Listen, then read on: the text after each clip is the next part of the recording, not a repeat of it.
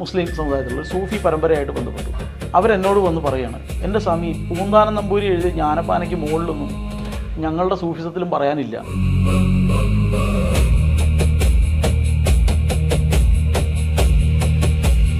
ജ്ഞാനപ്പാന പഠിപ്പിക്കാത്ത സ്ഥലങ്ങളില്ല ഞങ്ങളുടെ ആളുകളുടെ ഇടയിൽ. നിങ്ങൾ ആളുകൾ എന്താ ഇതൊന്നും പഠിക്കാത്തത്? നേരിട്ട് ചോദിച്ച കാര്യമാണ്.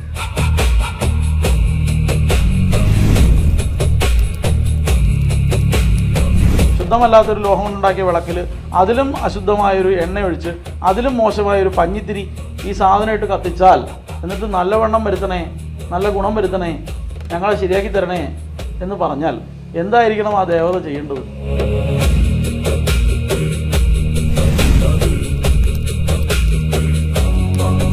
പഠിക്കാൻ പഠിപ്പിക്കുന്ന ആൾക്കാരെന്ന് പറയാം. സകല അമ്പലങ്ങളിലും വന്ന് പ്രഭാഷണം നടന്നതാണ്. ഇത് കേട്ടാണ് ഈ ഹൈന്ദവർക്ക് ഷണ്ടത്വം വന്നത്, വീരം മുഴുവൻ പോയത്.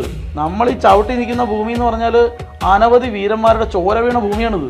ഇവിടെ നിന്നോണ്ട്, ഈ താന്ത്രിക ഭൂമി നിന്നോണ്ടാണ് ഇതൊക്കെ വിളിച്ചു പറയുന്നതെന്ന് ആലോചിക്കണം.